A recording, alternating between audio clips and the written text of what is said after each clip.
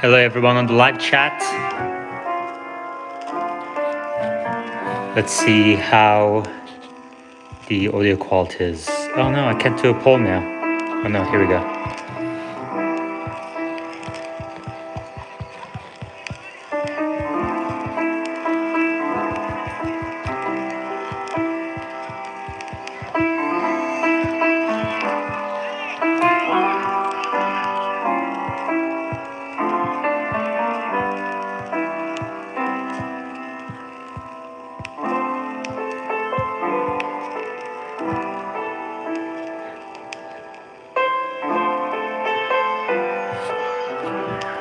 I do too, Daniel.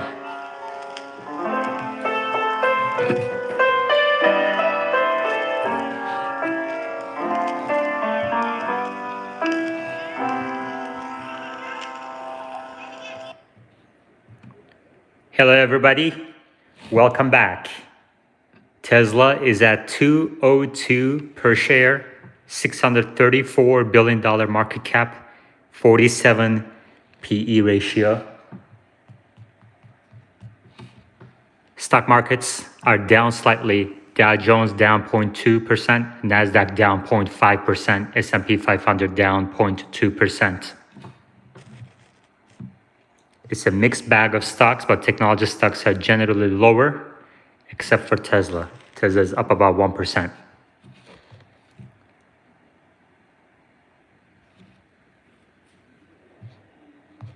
Omar, how are you?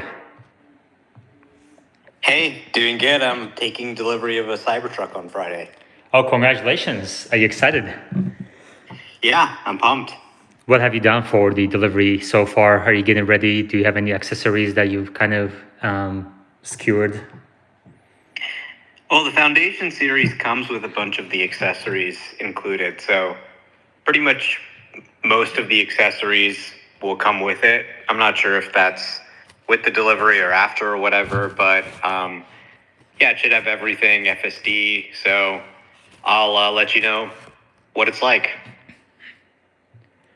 So you have FSD on it, but there's no FSD software on the Cybertruck yet, just yet, right? Right, yeah. Yeah. But it has the FSD package paid for. Yeah. How is V12 doing for you? Any changes since we last talked about it? No, I haven't been driving it too much, honestly, because it's been kind of annoying. It's been kind of driving like a grandma, but it's doing pretty well. Yesterday I couldn't make this space because my dad and I were driving around checking out some houses, and it drove us about 70 minutes through Los Angeles, city streets, highways, some pretty tough scenarios, lots of traffic with zero takeovers. There were, I think, a couple of accelerator presses, one at the beginning where the light turned green and it didn't go. But that was about it. So overall, pretty impressive results. And the hesitation and cautiousness I'm seeing, some of the accelerator presses, I figured that's just them being sort of cautious with this wide release of FSD Beta 12. The first build that they sent just to me and a few other people was much more, it was just perfect. It didn't drive like a grandma. At times it was a little bit too assertive, but it just drove extremely smoothly. So I think maybe they had to dial up the cautiousness a little bit because they said, okay, well, there are actually some issues here. We need to be a little more careful, have a higher margin of safety. But presumably what I'm hoping is that as they feel more confident in it, as they fix more of the issues, they can then dial back that margin of safety and sort of restore that behavior I was seeing before.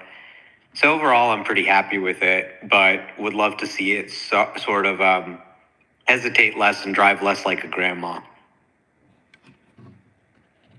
You mentioned yesterday's space. The recording of yesterday's space just got published. I finished it just in time for this space. And so I highly recommend people watch that last one, which would be episode 25. We had a really good discussion yesterday on Nvidia, FSD V12 rollout, and Wes just did a great job answering a bunch of questions and explaining, dumbing things down for us. So I recommend people watch episode 25 that just got published. So we also had yesterday, about Tesla give us an update on the V12 rollout. The rollout seems to have been paused. And although there are some installations happening still as Tesla owners, connect to Wi-Fi and, maybe they didn't get a chance to download it right away. The rollout seems to have paused. And right now the percentage of the fleet that has FSD V12 is about 0.3%, said About Tesla. And About Tesla said that maybe the team has seen enough issues to start working on those for the next update before the next phase of the rollout. Maybe another dot update. Is that your take as well, Omar? Yeah, I think Elon said at one point in response to someone, 12.3 is fixing these issues. So that suggests that there's already a new build on the way. It's probably in the QA phases at this point. So they're probably like, all right, why roll out this to people if we know it's got some issues? We'll just roll out 12.3. So, I mean, this is pretty normal when they roll it out. Anytime there's a new version going out, people are like, it's paused. But it kind of comes in different waves, right? So they release it out to some people. They have a target for how many people they want to release it to. Then they wait. And then they say, okay, let's roll this out more. Or, okay, let's roll the next version out. And there's usually a few point releases. Historically, it's always taken for the 0.3 to really get out to everybody. It's always taken them at least 3 point releases. So if you remember, like 10.3, 11.3 was the first one that everybody really got.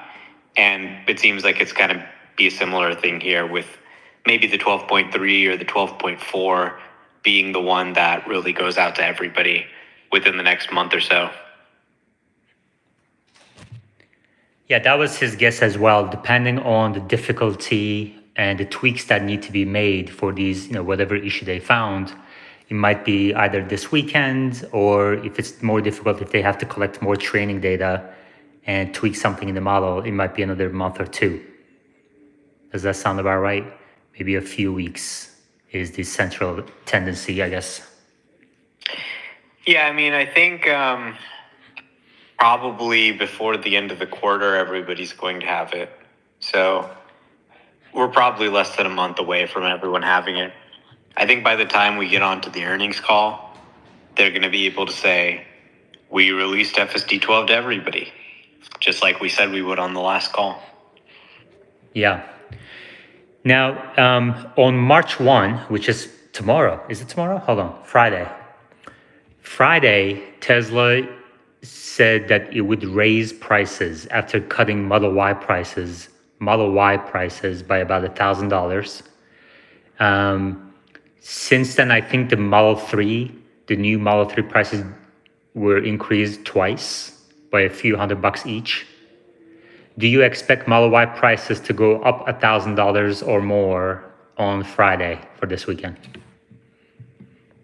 Yeah, I do. I mean, that's what they said they would do, right? Yeah. And do you think that's based on just seasonality alone? Or are they expecting, maybe in conjunction with V12, a rise in orders or some other event that will lead to a rise in orders? Well, Elon's explanation was just sort of that most people don't buy a car in the middle of the winter because it's cold, especially on the East Coast. It's frozen. You don't want to even get out of your house and get dressed and have to stand outside and deal with the car, right? So there's seasonality. Q1 always has weaker auto sales, right? That's why they use, for example, the SAR, seasonally adjusted, auto rate for sales and that kind of thing that accounts for the seasonality. But I mean, they are, I think, just playing a little bit with psychology, right? So, okay, the price keeps coming down. What's the rush to buy today? If I wait another month, maybe it'll be even lower, right? That's the psychology that takes hold. So I think they're kind of trying to play with some promotions. They're saying, okay, well, $1,000 off if you order before March 1st. So now it's, oh, okay, I actually need to order quick to save $1,000, which, $1,000 is a lot of money. Small part of a car, but, it's $1,000 at the end of the day. More if you're financing it. So I think they're kind of just playing with different promotions and stuff, seeing what works. I think they probably were looking at their numbers with the Model 3 not producing as much in North America, and the Model Y being Osborne a little bit. They're probably looking at it and saying, okay, we need to really sort of push. I mean, they've got really high expectations.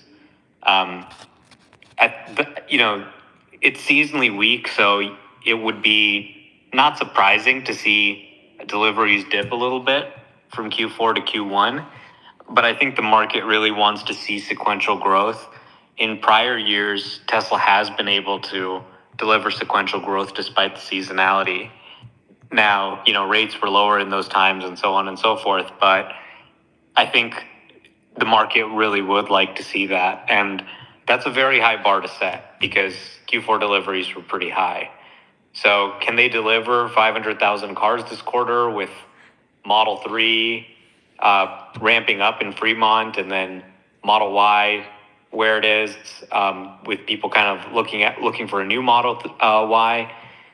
It's a tough ask. So I think that's kind of why they're playing with promotions in the middle of the quarter, and I'm sure they got some good data on how people respond. I mean, I know for me, I got at least 3 people I know bought a Model 3 during this period. I mean, a Model Y. Yeah, the prices are amazing. I mean, low prices combined with record incentives right now on so many fronts. And, hard to pass up on a Model 3 or Model Y order right now. Yeah. We have a question for you in live chat. Sergio asks, hey, Omar, your grandmother make a comment on FSD. Did you give your grandma a ride on FSD? No, but if my grandma could drive, then it would probably be similar to how FSD 12 drives. I'm exaggerating a little bit. It's just, you're sitting in this car and it's driving below the speed limit. And you're like, huh? What is going on? This thing is in assertive mode. It's supposed to be going quickly. Yeah. Well, let's switch gears to Cybertruck for a second. Car dealership guy just posted the first pre-owned Tesla Cybertruck has sold at auction. The price? Omar, did you see this post? Don't look. You want to guess? Yeah. Oh, you saw it? Yeah. $244,000. Interesting. So this is just a dealership buying it. This is not even a resale. This is the wholesale value. So they're going to price this in. I mean, I guess we'll see what it sells at. But the production at Giga Texas seems to be ramping. So I don't know. How do you think this is going to go? Do you think this guy's going to make money on buying a Cybertruck at $244,000? I assumed the dealer is probably buying it just to bring people into the dealership. They see these boring Porsches and they're like, who cares? I got somewhere to go. Now you see a Cybertruck outside the Porsche dealership, you go, oh shit, what the hell is that? I got to stop in there and check this out. Yeah. See a Cybertruck at the parking lot. Let me go buy a Mustang. Yeah, I don't know. $250,000. That's amazing. It's been what, 5 months? It's been 5 months since the first deliveries, right? Yeah, November, December, January, February, and we're going into March, 4 months. Yeah, it definitely reflects the crazy demand for this thing. Oh, there's a reply to car dealership guy from Marcus. It says, will be very interesting to see if Tesla really pursues legal action for violating the resale agreement.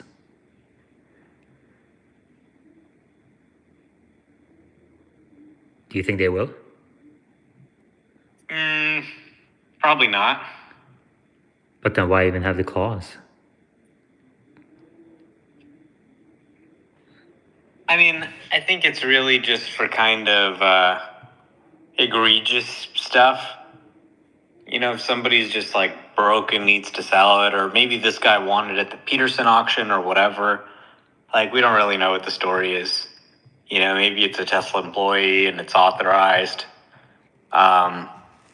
Who the hell knows? But I mean, we'll find out. If they sue them, then it'll be a public document. Yeah. Any questions for Omar on FSD V12 or Cybertruck? Please request to speak.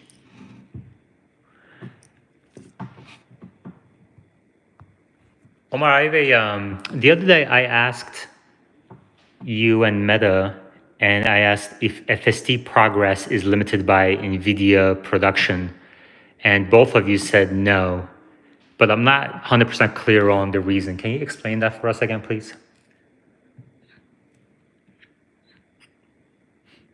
Why is it not limited by Nvidia production?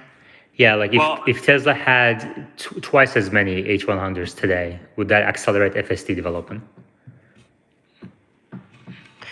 Yeah, I mean, more compute is generally good. They're trying to add compute as fast as they can, definitely. But Nvidia is obviously just one chip maker, right? So AMD, Tesla's making their own Dojo supercomputer. So I would say they're maybe generally constrained by the supply of chips in general. Really, TSMC's output is what they're constrained by. But, if NVIDIA, for example, didn't like them and wouldn't want to sell chips to them, then, yeah, it would probably, hamper them a lot, actually. But they still have other ways to train their models, whether it's AMD GPUs or their own chips or whatever. Gotcha. Well, we have a very important speaker on the board. Mark, go ahead. Yeah, just a question, I guess, regarding FSD and Cybertruck. When do you expect FSD on the Cybertruck to be enabled? Would it be this quarter, or do you have maybe a specific month, you think? I mean, I don't know. I'm not on the team. Obviously, they're working on getting it onto the Cybertruck. I haven't heard anything that would give me any indication of when that would happen. But I'm not particularly worried about it. I think people are freaking out a little bit too much about the lack of autopilot or FSD. Like, all new models need to be validated, right? So you need to sell a bunch of them and get them out there. And then you run the models in shadow mode and you ensure that it's not like accidentally trying to crash into a wall or something like that. Then only at that point do you turn it on. So, for example, the new Model 3 doesn't have FSD yet. Does that mean FSD isn't going to work on it, or it's never going to have it? I mean, probably as soon as I get mine, I'm going to be complaining too about how it doesn't have autopilot. But I'm sure they're working on shipping that software update as soon as they safely can. Machine, welcome back. Did your wife allow you to download X again?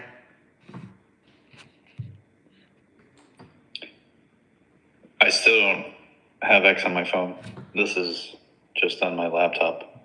I don't know if the sound quality is acceptable. It's great.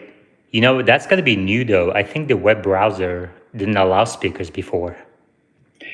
Yeah, I think that was enabled like a month ago or something. Oh, that's great. By the way, let me just ask you a quick question. Do you guys think we should do a video? I kind of like the audio only version of this space. No, I think it would be borderline abuse to the audience to have to look at Omar and you. And as for me, I think it would be acceptable to the audience, except I'm always like eating, and that's just, no one wants to watch anyone eat. So I just see there's no upside. It's all downside.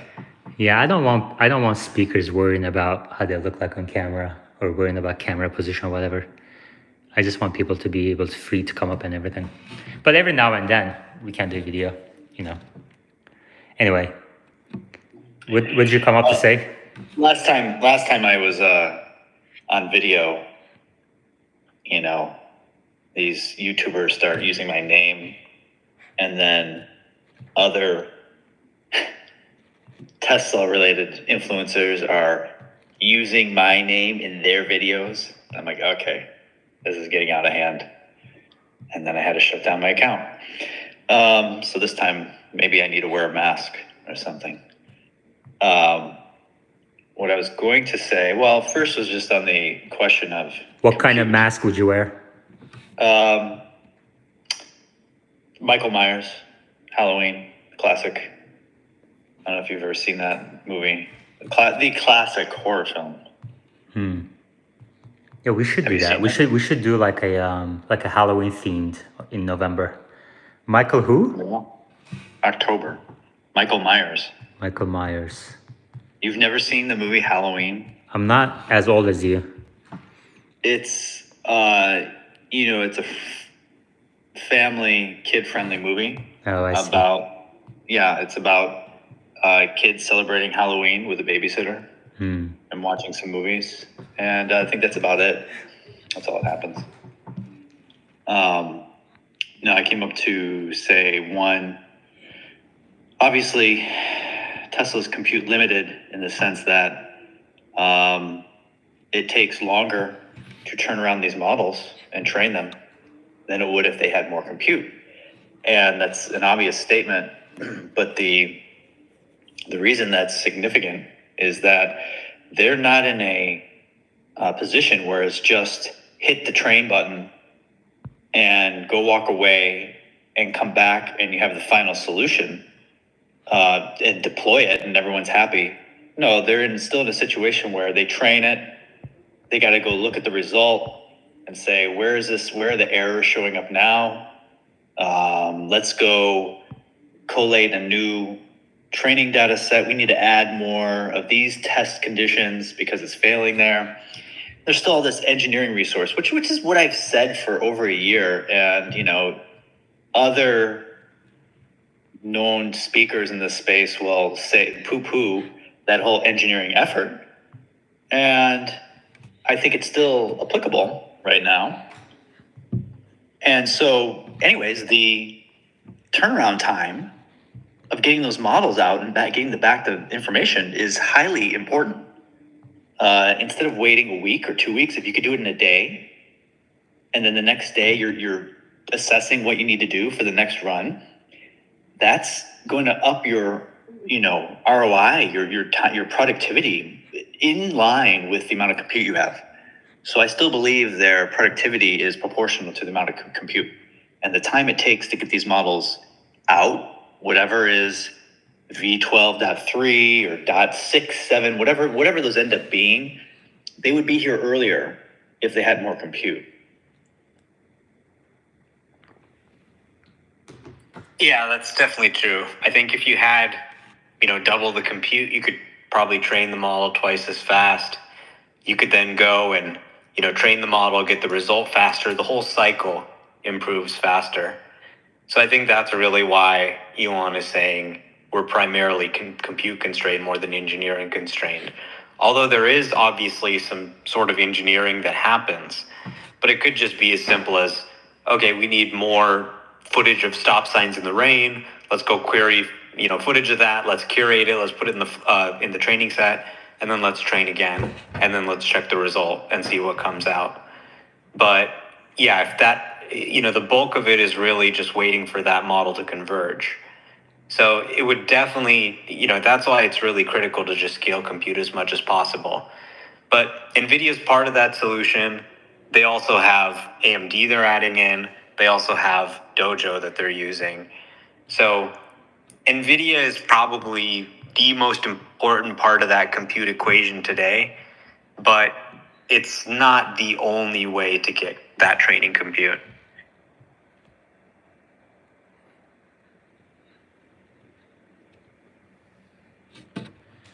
Omar, let me ask you a question that I asked Wes yesterday.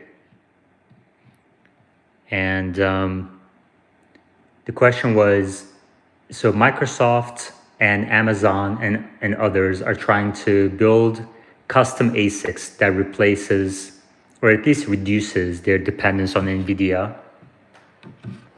How likely do you think what's the probability that Microsoft and Amazon will be able to build custom ASICs that, let's say, replaces or that allows them to run 80-90% of their training needs in-house on in-house built chips.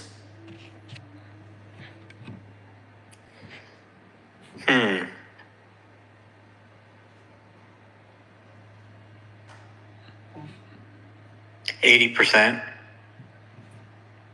Machine?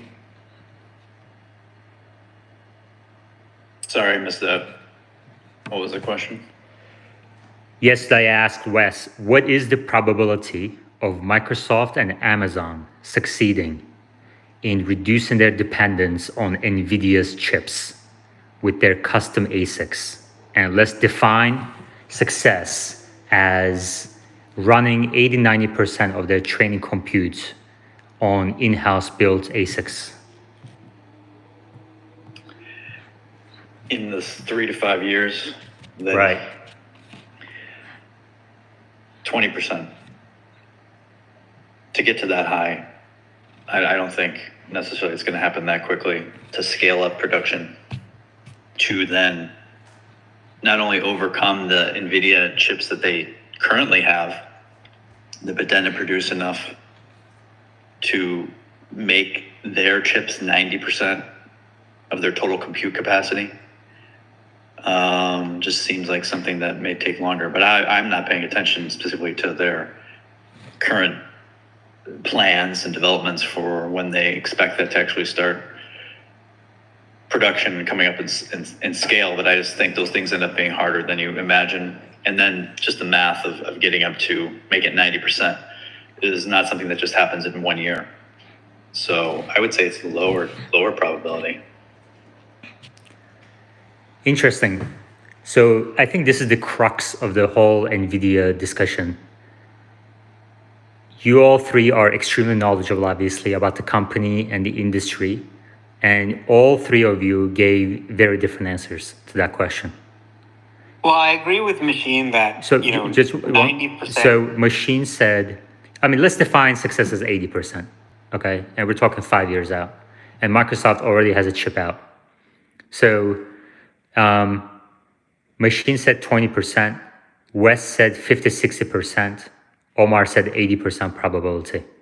Those are very different, and whichever plays out is going to be day and night for NVIDIA's intrinsic value.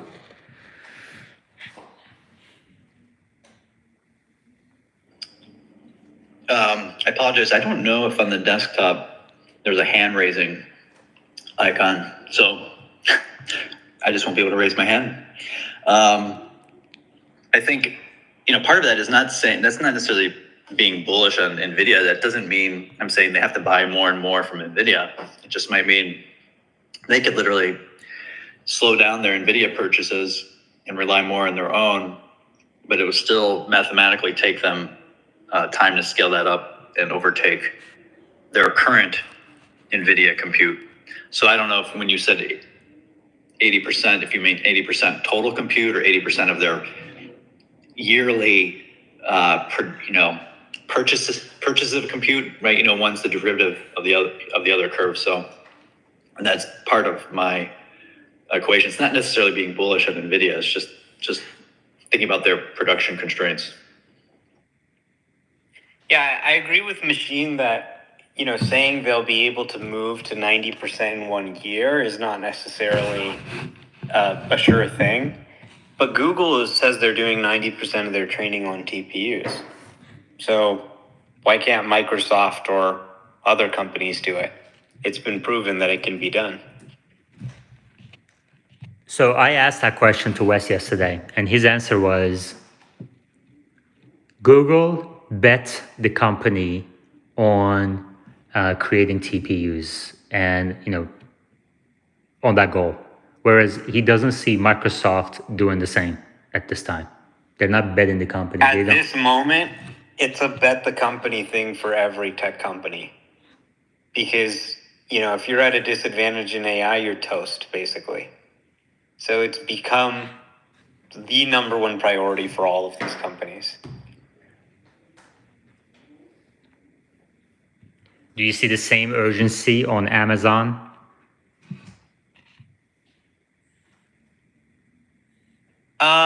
Maybe less so for Amazon.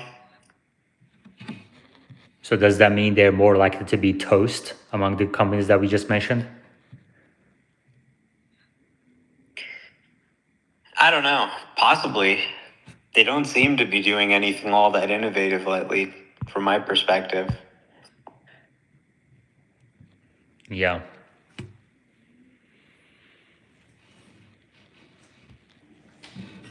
I just want to say something about yesterday. I was listening on the YouTube. That was some of the most informative information that I've listened to from Wes yesterday on the space. I don't know what else to say. It was really interesting to listen to him talk about that and his experiences. It was certainly more interesting than anything you or Omar have ever said. You know, I don't disagree, honestly. Yesterday's space was really, really information dense. And I just spent all day trying to cut out, let's say, 1/3 of the 2 hours that we spent in here, 2.5 hours. And I just published it on YouTube. I recommend people watch the video. And the stuff I was cutting out was also very valuable, you know, but I wanted to bring it down. And so it just kind of goes to show the stuff I left in, mostly from Wes, is just incredibly information packed and valuable. Yeah, it's basically the opposite of me, you know, and that's what happens. I wasn't there yesterday, so you were able to get an information dense spaces, which is what you've always hoped for. So congrats to you. No, I think that's not true. I mean, you add a lot of value too. Maybe not as much as Wes, Omar, Meta, about Tesla. Who am I forgetting? Jimmy. Let's see. Jimmy. Sawyer, David Katz, Yutzi, Larry Goldberg. Did I say Omar?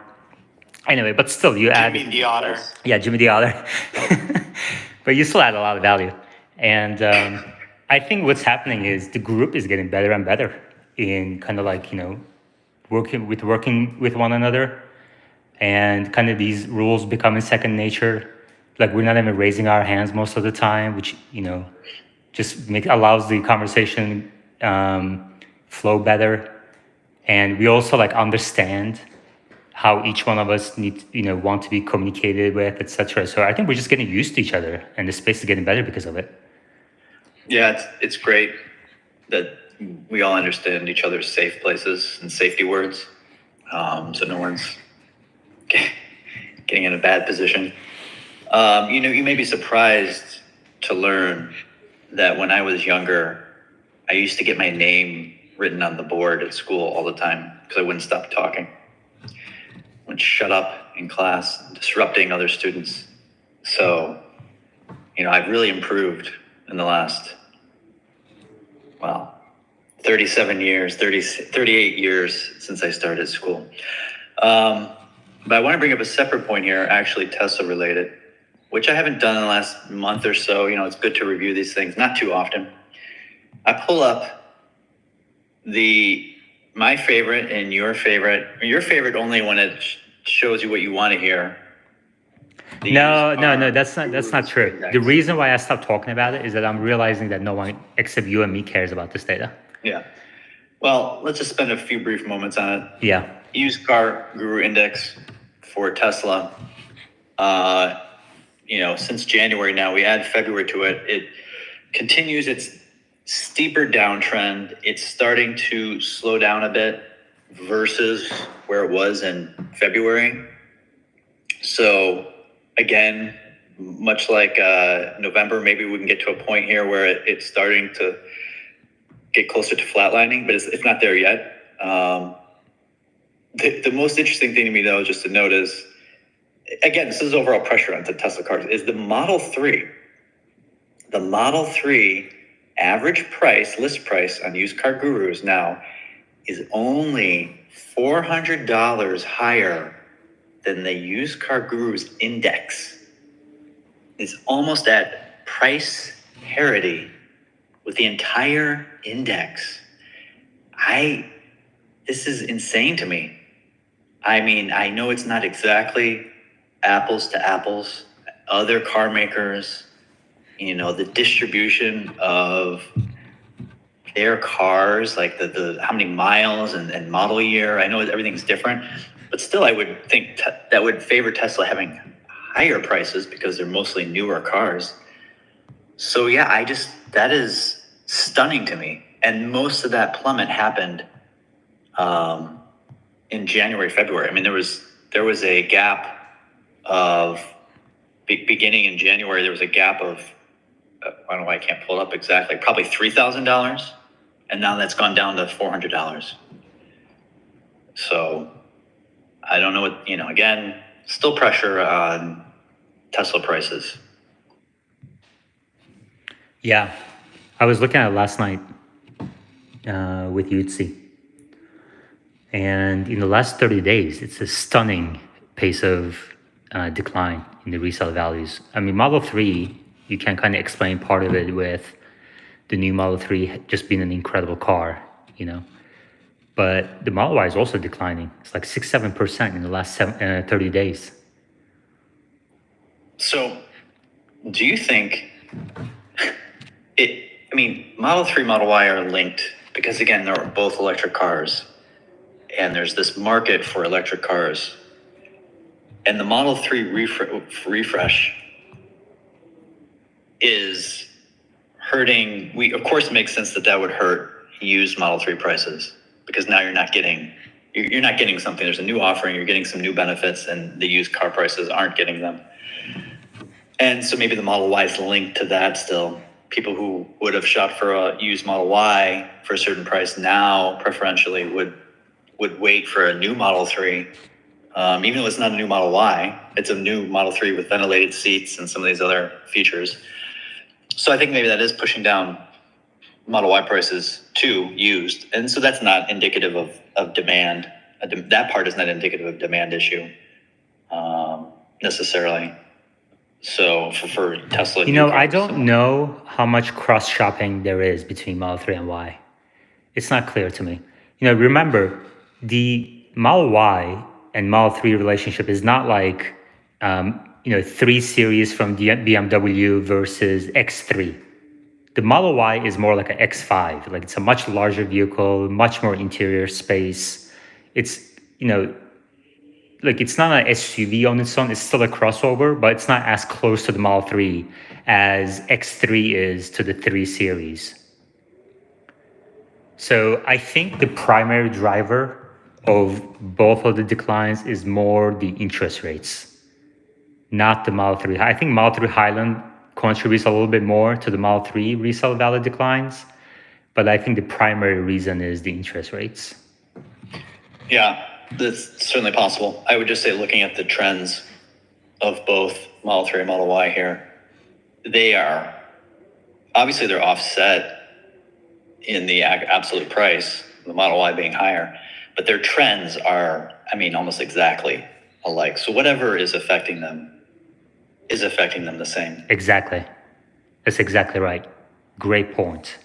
Now, I'm sure you also noted, as I was looking last night, the Model S and X resale value declines are much lower in the last 30 days. How do you explain that?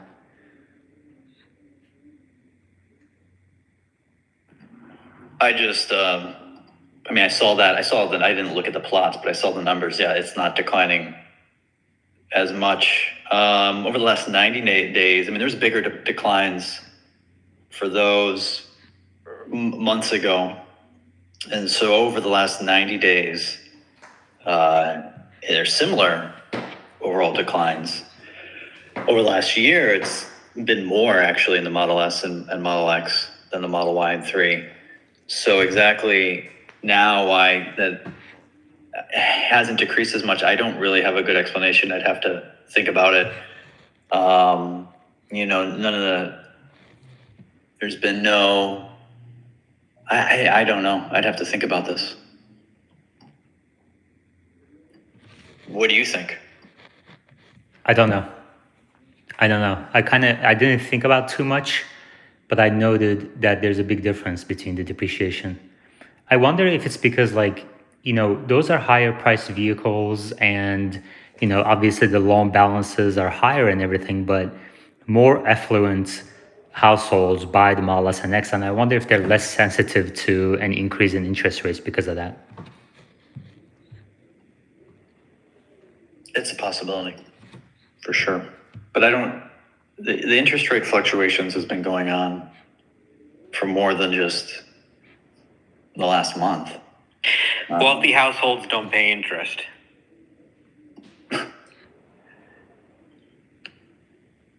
That's part of it, yeah. But they've also gone down 30% in the last year, and most people are arguing that that was because of interest rates. So why did they go down 30% over the last year? Yeah. I mean, let alone we didn't include. Yeah, exactly. I mean, you make great points. That's if somebody told me a year ago, 13 months ago, when Tesla started cutting these prices, that in about a year, you're still going to see Model 3 and Model Y resale value declines of 6-7% in 30 days, I would probably kick them out of the space. I mean, you kicked me out of the space for even talking about less declines last year. So absolutely, I would have been kicked off, banned, and blocked. So I think I really underestimated, that's one thing I learned in the last 12 months is that, first of all, I probably shouldn't kick most people out of the space, but I should kick machine out twice as much. And the other thing I learned is the interest rate impact on these, resale value like Tesla is not, interest rates are very important to the order rates, way more important than I realized. So that brings me to my next question, the liaison question. But before that, let's go to, the next question is, so on March 1, Tesla said, which is Friday, Tesla said they're going to increase prices. And Omar said earlier that he expects prices to increase. I put out a poll this morning. Majority of the people said they will increase, but maybe not as much as $1,000 that they dropped in February. And interest rates are still very high. And if we look at other, big ticket items like houses, homes, home sales, mortgage purchase applications, week after week after week, they're going down. And do you think, Machine, that Tesla will increase prices, will be able to increase prices as they indicated earlier? Or do you think that they will not increase prices, or maybe increase them maybe $100, $200, just to kind of save face, because the interest rates are pushing higher still? Well, the CEO, made this statement, right? It wasn't just Tesla. He actually tweeted something about this. Am I correct? I don't remember. Omar, do you remember? No. I just think, of course, they should, if they're going to make that statement. And you should have pretty high confidence if you're going to make a statement predicting that you're going to do something with prices in a month, that you better do it, because otherwise, of course, people will simply start not to believe anything you say. Now, will they? I don't know. We have all these issues with, like you just mentioned, interest rates. If you look at the used car prices, we do see, at least with the Model 3, some small price increases. Of course, that's mostly because production of the Model 3 has been pretty limited.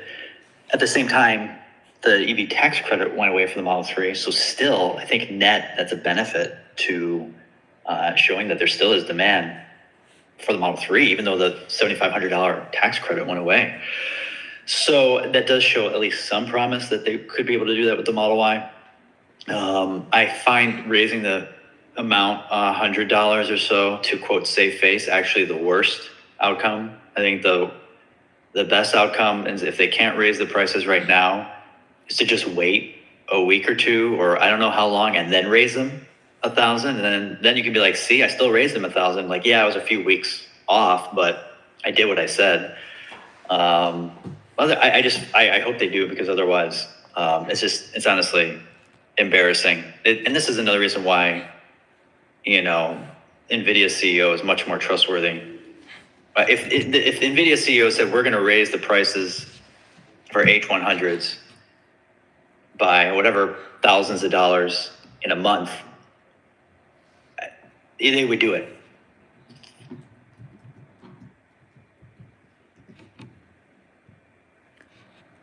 Yeah, it's an interesting conundrum because interest rates aren't the only thing that's still high versus a month ago. Like at that time, I think people expected, and I expected, a rate cut, maybe in the March meeting or the May meeting. But after the January inflation data, things changed a little bit. These rates started going back up. The 10-year yield went from 3.9% to 4.3%. And then on top of that, V12 was maybe expected to improve and roll out a little faster than what it's panning out in the last 30, 60 days. So that may play a role too. I mean, let's say, for example, that you're the decision maker, God forbid, and you knew for a fact that by the end of the quarter, you would have to cut again. Would you raise prices on March 1? No. They're just going to end up being more embarrassing. Like, you're going to have to cut your losses with the fact that you screwed up. But don't start. That's even more BS. This wishy-washy. Well, then I did raise them. I raised them for 1 hour and then cut the prices again. Or I raised them for a month and then cut the prices again massively. It's just not showing strength. And I actually wish, and I think they thought this was going to be the case, and we're all wrong just in terms of how deep they would have to cut the prices. But last year, when they cut the prices massively, I thought, this is great. Cut them to the lowest value you possibly think they would need to get at. And then you can slowly raise them over time and make people see that this is it. There's enough demand for sure. And yeah, we're going to suffer for a quarter because our earnings are going to be terrible that quarter because we basically, punted on our maximizing earnings. But the benefit being psychologically, after that, everyone would know that basically the prices are only going to go up. Maybe not by much, but like there's no more waiting for price cuts. And now we're in this area instead where, they netted more income each quarter this way. But now people are in a state where they're like, not sure. Should I buy now? Should I wait? Are the prices going down further? There's a whole psychology there between the interplay between consumers and the company deciding, to the point now the company is actually trying to do this signaling, this psychological game theory on saying, we're going to cut now, we're going to raise later, trying to trigger people. And I just think they're not in the situation where they can to do that and people buy in fully. There's not enough trust built by the way the price cuts have happened. Yeah. Yeah, I thought maybe they were tying it to V12 wide release or some other event. I'm not sure. But Tesla says in live chat that he received an email from Tesla saying prices will go back up March 1st. Steve Steranka says it said so in the app on March 1, but no longer showing in the app for him. So, I'm curious what's going to happen. I don't think The prices will go up $1,000. Why is there any debate? They spelled it out pretty clearly. Well, Yaman doesn't think so. Well, yeah, I didn't say one way or the other. I'm just kind of asking you. I'm the host, remember? I'm neutral. I'm Switzerland. I'm not making predictions. That's disgusting. Model 3 prices might have to go up too to maintain the balance. So Elon said on February 11, since most people don't love buying cars in the middle of winter, Tesla is offering $1,000 incentive to do so. This is essentially quandary of manufacturing. Factories need continuous production for efficiency, but consumer demand is seasonal. By the way, hasn't it been super warm in the Exactly. Midwest and East Coast? I think the entire country has been warmer than seasonal in January and February. So, just to kind of zoom out a little bit, a lot of people are writing off the January growth data as, this is seasonal adjustments and inflation data as well. I don't know about that. I don't know. And, Switzerland's embarrassing, okay? I mean, if you want to be the person who stores the gold from people's teeth or something, I guess you'll make money that way, but it's reprehensible. So yeah, come at me. So if anyone here's from Switzerland, whatever, I don't care. Can Jay says in live chat, I have texts from Tesla saying the price will go back up $1,000 or more or March 1. Omar, if you were the decision maker and you had said that the prices will go up on March 1, but there's maybe some cyclical, not seasonal, cyclical weakness going on because of high interest rates, and that you would have to cut again, whether on the design page or the new inventory page later in the quarter, later in the month of March. Would you increase price on March 1? Yes, they have to increase prices on March 1. Otherwise, the whole scheme is broken, right? Order now and get a discount. Well, if you don't give the discount, then people are just never going to care about anything you say again. $1,000 is not going to destroy Model Y sales. It's just $1,000. This is like, what's the difference in the payment going to be? Like $10 or something? It doesn't make a difference to anybody. So they're not saying we'll never cut the price again. If they need to cut the price again in April or the end of March or whatever, they can do that. But we're just not going to see the pace of price cuts that we saw in the past because they're scraping against the wall of COGS. So they're kind of just getting to the end of what they can do here with price cuts, right? And that's why they didn't provide guidance. So your choice is either continue cutting price or slow growth. And they said, okay, well, we're kind of at the end of what we can do with this platform. We're just going to see slower growth this year until we have the next gen platform out. So, yeah, I think they'll just raise the price. What's the big deal? All right. Any other questions, comments? Please request to speak. Not to mention, for the Model Ys we bought this quarter, all of them had inventory discounts. One of them had a $5,000 inventory discount. One of them had a $3,000 inventory discount. So the price isn't even necessarily the price everybody's paying. If you want to move inventory, you could just cut the inventory pricing by $1,000 or whatever, and you can still raise the list price $1,000.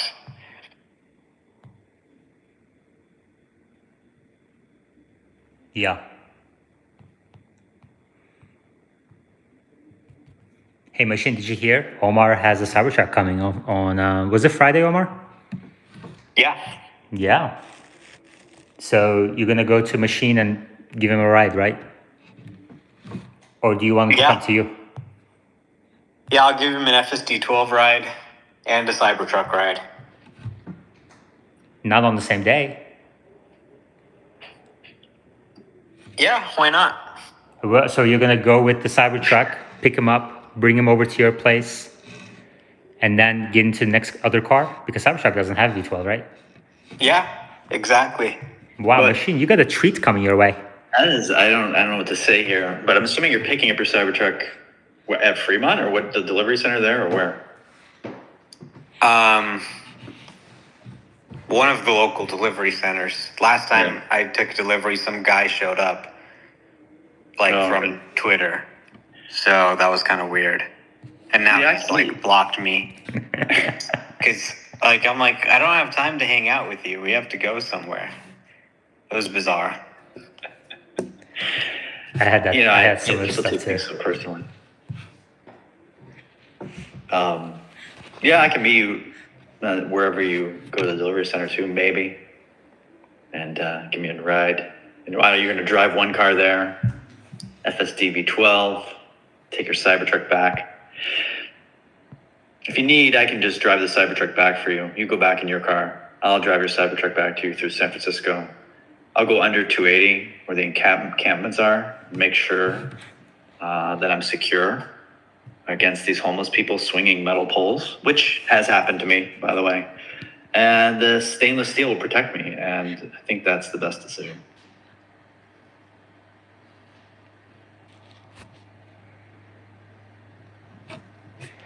You must be doing something right to get a Cybertruck ride and a V12 ride on the same day?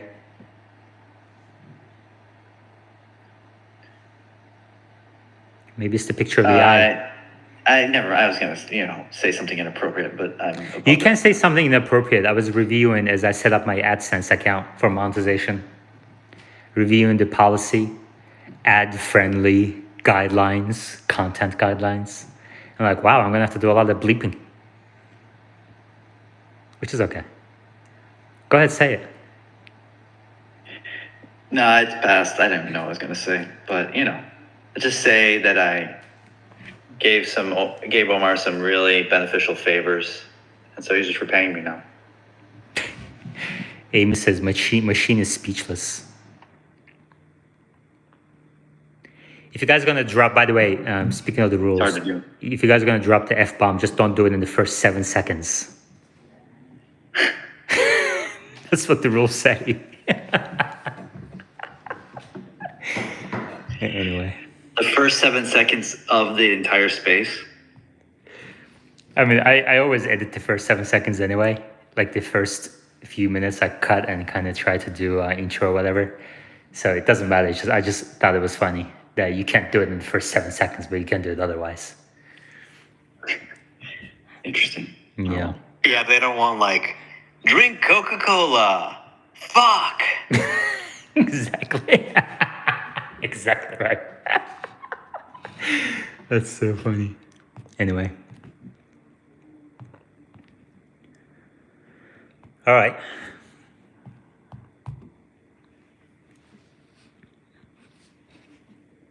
Machine, you're holding on to your Nvidia position? From last week I had sold some of it. I still have the rest, although I set up some. It's going down for the last couple of days. Because you weren't on the speaker board to pump it up. I was not able to pump it up. That's true. I would, if it gets back up, I'm going to start selling some more if it goes back up a bit. I lost interest, to be honest. I have like no ability to hold long-term with options, even though they're leap options, and there's no reason that I couldn't hold long-term. I don't know. Maybe I need to go back to just buying and holding companies. It's just much more easy. So, not that I regret buying Nvidia. I just now the deciding of when to sell is a bit harder. So for now I am. We'll see. That can change in a week. I don't know. Everything, the more I dig into this company, and I respect Wes and his expertise and everything, and yesterday's space was incredibly valuable. I recommend people go watch it. But everything I've seen from a valuation perspective, the unsustainable revenue growth figures, the unsustainable margins on top of that, and on top of both, the unsustainable PE ratio tells me that this is a bubble. And of course, bubbles can go up further before they go bust. And now we have Bitcoin also surging to all-time highs, getting close to all-time highs. And we lost Machine. As soon as he heard the B of Bitcoin, he dropped off. So Omar, you're the one to comment on it. Yeah, I mean, I've been buying $10 of Bitcoin a day since it crashed. And no way. Are you joking? No. I'm not so I have made $5,700. I'm up 121%. And it's about 4.20% of my portfolio. Did Bitcoin pay for the down payment of your Cybertruck? No, I'm just going to hold it. I kind of am not, I don't have some huge multi-$100,000 position in Bitcoin or something, but I think Bitcoin's kind of cool. So, it's usually a good time to buy it when it crashes. It's usually not good to chase it when it kind of runs up like this. That's how people kind of get burned and then get left with the loss for like years before it recovers. But it's a very sort of cyclical thing. It's a boom and bust. It jumps up, it crashes. It's like really a series of successive bubbles. So, I'm not a huge crypto trader or anything like that, but it seemed like just something that I think will probably continue to rise over time. Yeah. Chris N in live chat says he took Nvidia and coin profits. So he took some profits on both of those. And Steven asks, Omar, for you, is Bitcoin dependent on Nvidia GPUs to run the mining? No, Bitcoin isn't mined on Nvidia GPUs. Ethereum was mined on Nvidia GPUs quite often, but then I think they've now maybe moved to proof of stake or something. I haven't been following it that closely. But Bitcoin typically is mined on specialized ASICs, which is really specialized chips that are really purpose optimized for the Bitcoin hash function. SHA-256, SHA-256. You take the SHA-256 hash of the hash. So these ASICs can far outperform NVIDIA GPUs. NVIDIA GPUs could be used to mine crypto, but if you're looking for the most performant solution, you'd probably be buying a dedicated ASIC dedicated to Bitcoin mining. Who makes those? I don't know. I mean, there's a lot of companies that make them. I remember there was like Antminer and some other different companies back then. But yeah, it's not really something. They're not really buying NVIDIA cards. I mean, NVIDIA cards would just be way too expensive for them, first of all. But you don't really need the full power of an NVIDIA card. You really just need this one function, hardware optimized.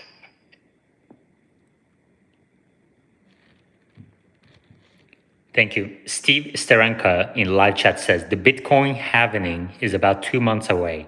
Generally, BTC rises into the halving cycle and seems to have been following the playbook lately.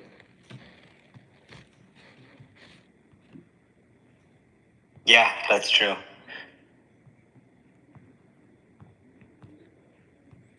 Because the way it works, the rewards miners get cut in half.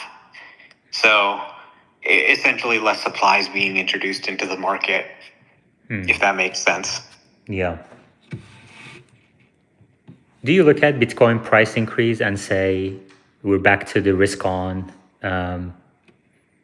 mode of 2020, 2021, 2022? Or do you think this is justified price increase?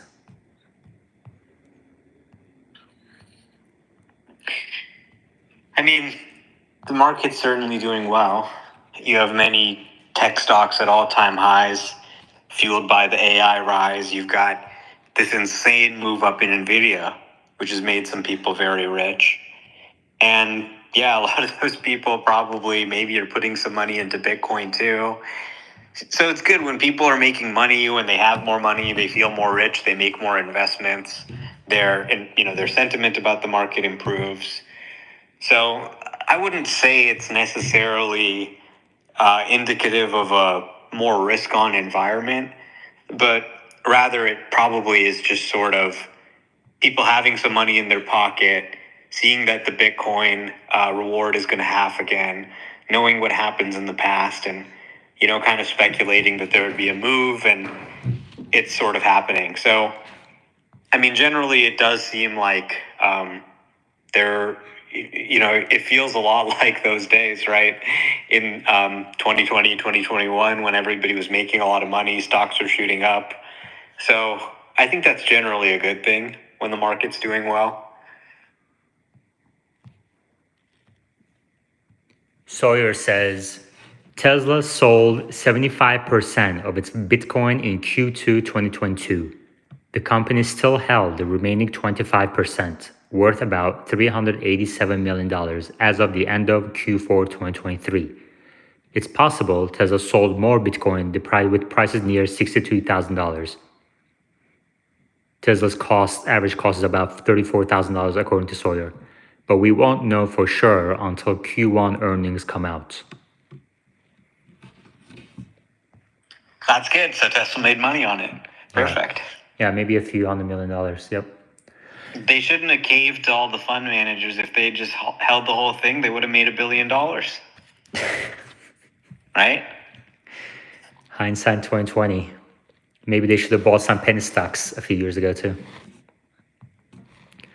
Sawyer also says in the US, the Tesla Model 3 was the most searched car model in the last 6 months. It had more than 3.8 million searches between August 2023 and January 2024. Interesting.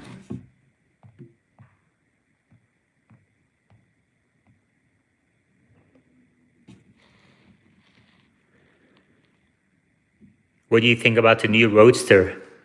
0 to 60 time of around 1% or less than 1%.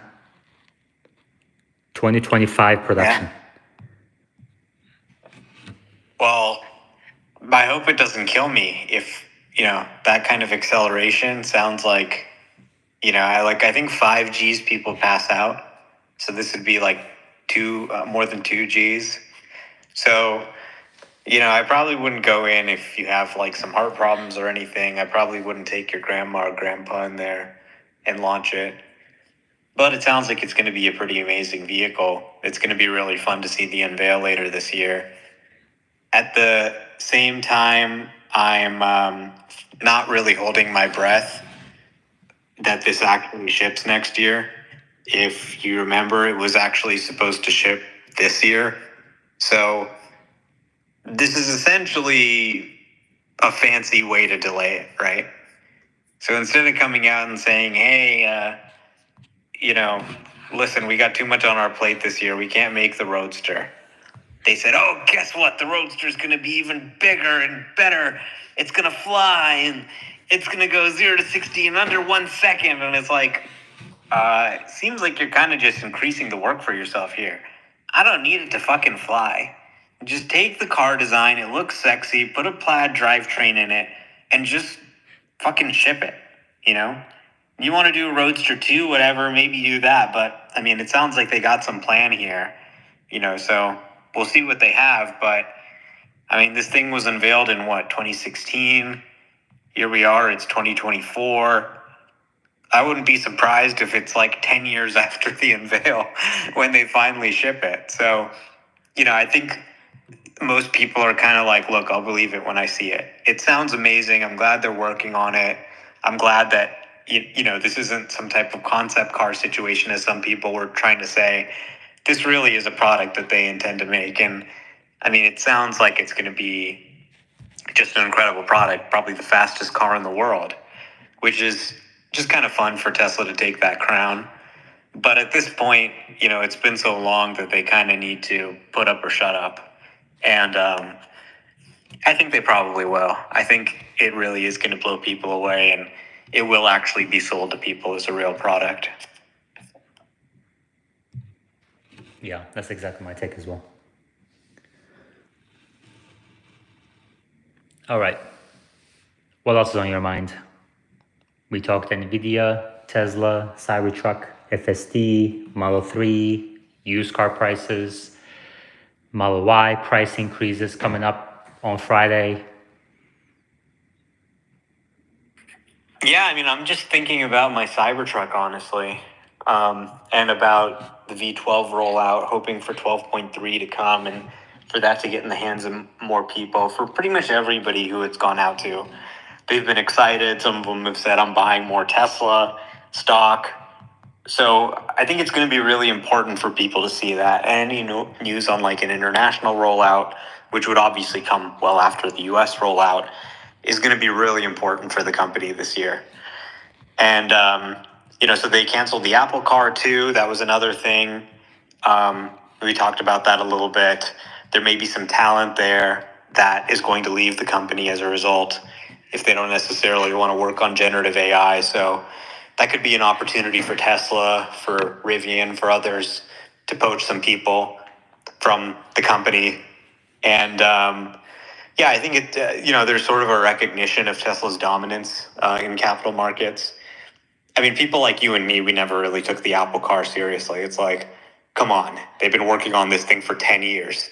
Now it's going to come to the market. And I think really nobody can compete with what Tesla's doing. There's so much negativity from investors that, oh my God, now their gross margins have been cut in half. It's only 16% instead of 32%. This is such a disaster. The stock's going down, earnings are falling. But you just look at the impact on the market. It's gone from these competitors really thriving, really growing a lot. Although they were losing a lot of money, they could also sell the vehicles for quite a high price. And now to a situation where essentially no one can compete. Legacy Auto, they're pulling back. Their sales are actually shrinking. Like you saw Ford sales in January, EV sales down 10% year over year. And you look at, for example, Rivian, great product. Everybody agrees, one of the best non-Tesla EV products out there. Their sales are going down in Q4 compared to Q3, falling sequentially instead of growing. And they're keeping their production outlook flat. Then you look at Apple, one of the most cash-rich companies in the world, right? If anybody can get into this EV business and make a splash, it's got to be Apple, right?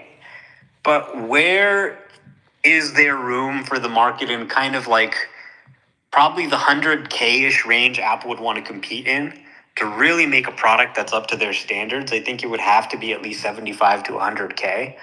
And in terms of where does that volume come from, the battery, the general assembly volume, where, a higher volume product, they're not equipped to do that yet. So it would really have to be in that 75 to 100K range.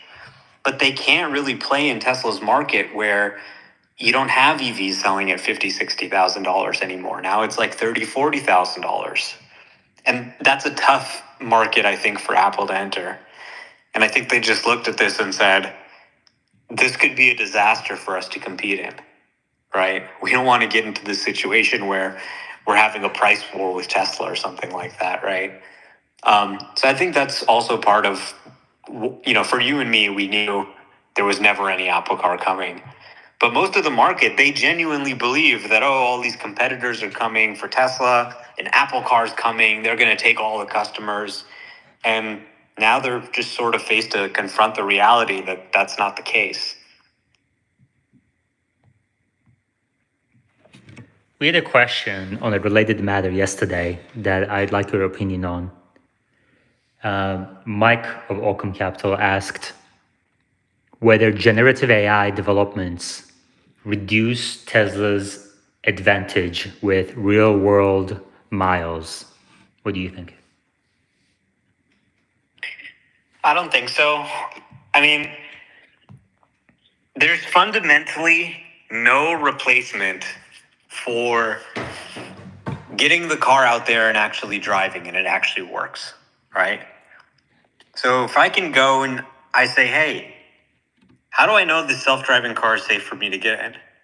And the company can say, well, this car has driven 100 billion miles and it hasn't crashed one time or something. I'm not saying that's like achievable or anything. I'm just throwing some crazy numbers out there. You'd say, okay, it's driven 100 billion miles.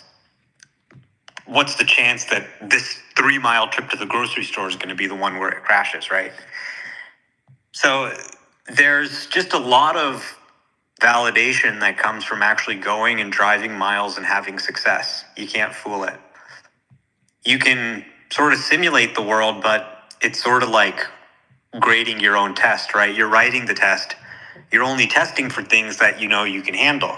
Or if you can't handle them, you make sure you can test them. So where generative AI has helped is it can help you really generate a lot of data in the training set. Like, for example, and they've been using simulated data for a while where you have a simulated sort of game engine rendering and that footage goes into the training set.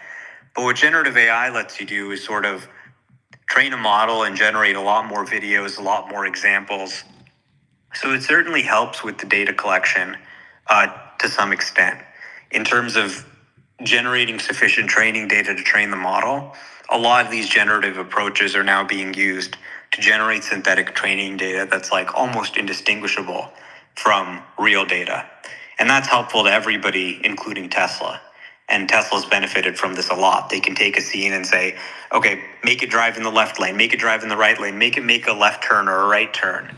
And it can just generate this footage that's not even in the training data. So in effect, it multiplies the power of the training data. But in terms of actually having that real world usage and validation and proving it's really safe in the real world, that can't be replaced with anything synthetic.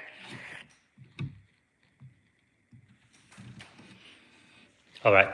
Matthew, how are you? What's new with you? Hey guys, not sure if you talked about it already, but did you see the Cybertruck selling at the Mannheim dealer auction today? Yes, $244,000. Are you the one who bought it? No, I was watching it though. It'll be interesting to see what it gets listed for. You know, if it sold for 244, figure after fees, you know, the dealer's getting it for, I don't know, 250 or so, and then they got to ship it to probably to their store, which is in South Orlando, I believe, the Porsche South Orlando. So I think they're probably going to list it somewhere in the 350 to 400K range. You know, a lot of these luxury exotic cars, you know, they want to build in a pretty big margin. But I'll be curious to see what people think they're actually going to list this car for and what it will sell for. But I would not be surprised if it sells for somewhere above 350, close to 400K. Do you think Tesla will go after the reseller? Yeah, I'm sure they will. So like we know the VIN of the car. So Tesla knows who owned it. So someone went to a dealer, sold it to that dealer. They probably, if I was that person and I was trying to be shady, which I imagine they are, right? They would have said, okay, you give me MSRP plus 50K because, you know, Tesla's going to want that 50K back. But then on the side, you hire me or you buy some other asset from me for an overinflated price. So, you know, the person who owned that Cybertruck is not just selling it to break even. If they wanted to break even, they could have gone back to Tesla and sold it back to them.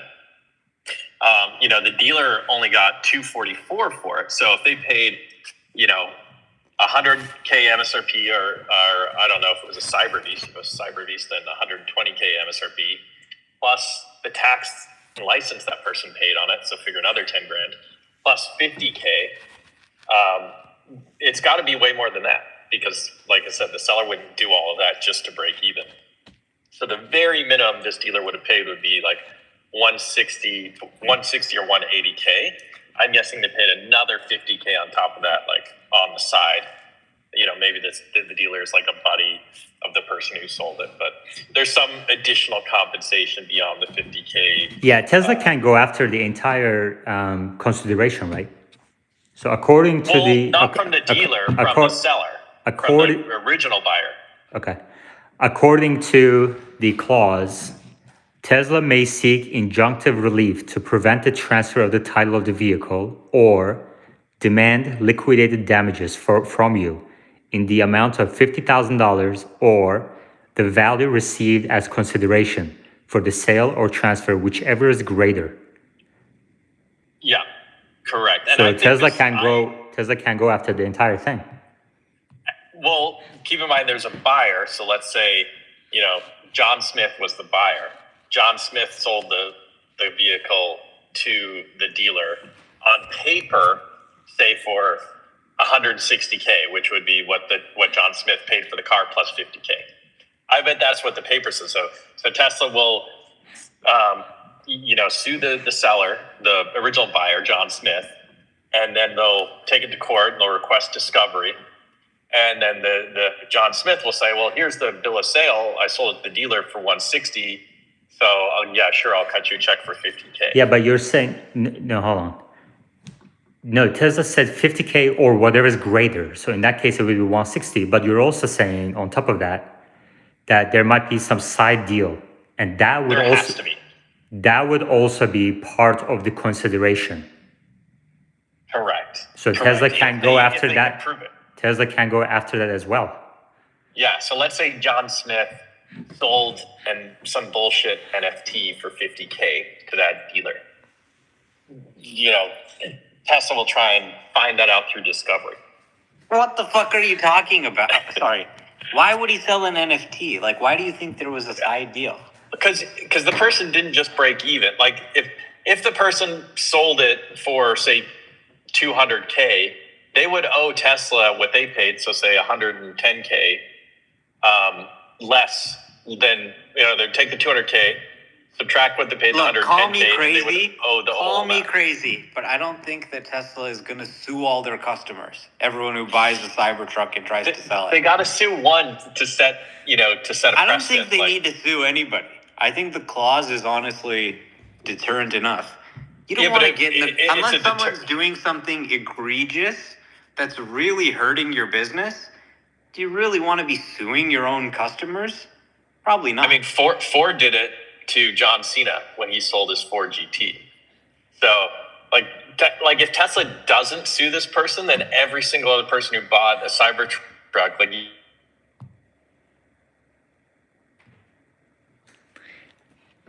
Matthew's connection is bad. Omar, can you hear Matthew? No. Yeah. Matthew, did you get a call or are you on Starlink?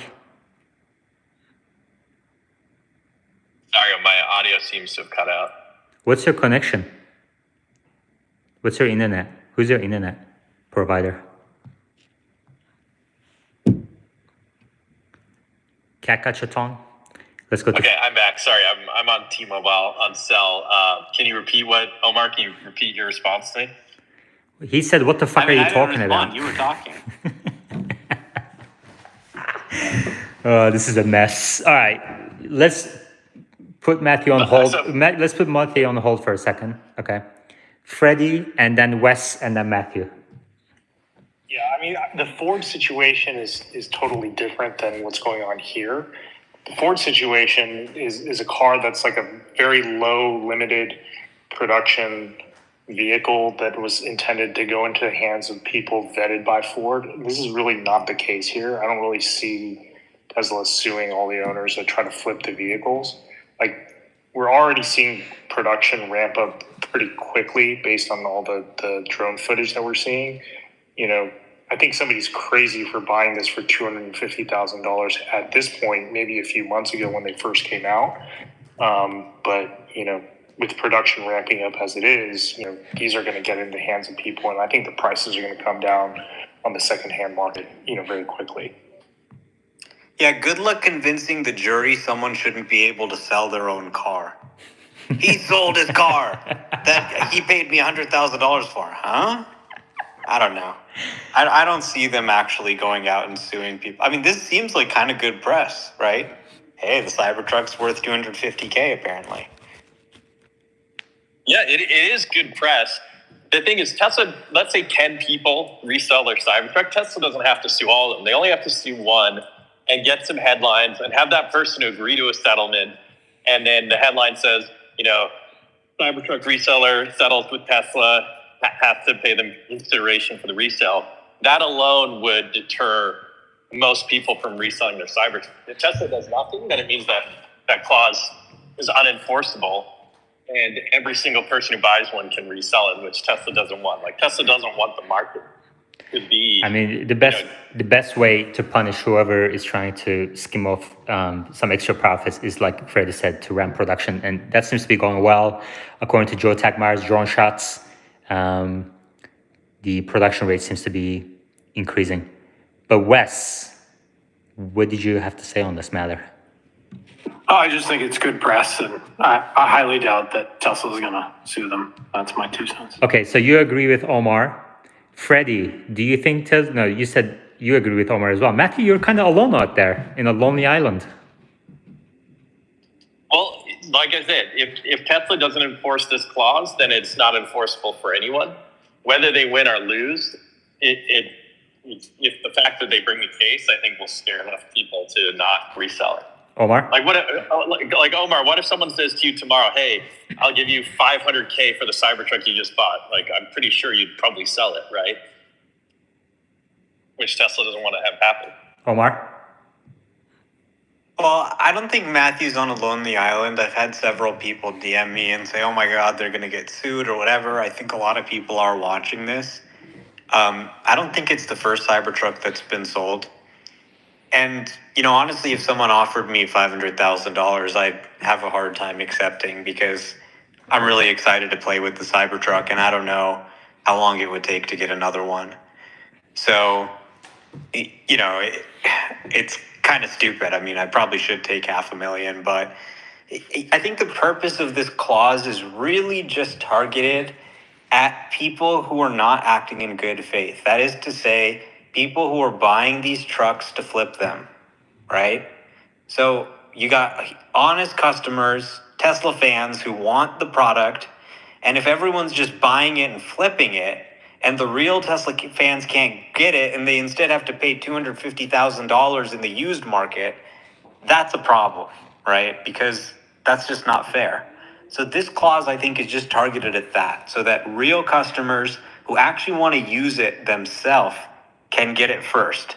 And that people who are buying just to flip it, and usually these people are serial flippers, right? They buy and flip one, then they're going to buy and flip more. So this is just to target that behavior. That was at least my perception of it.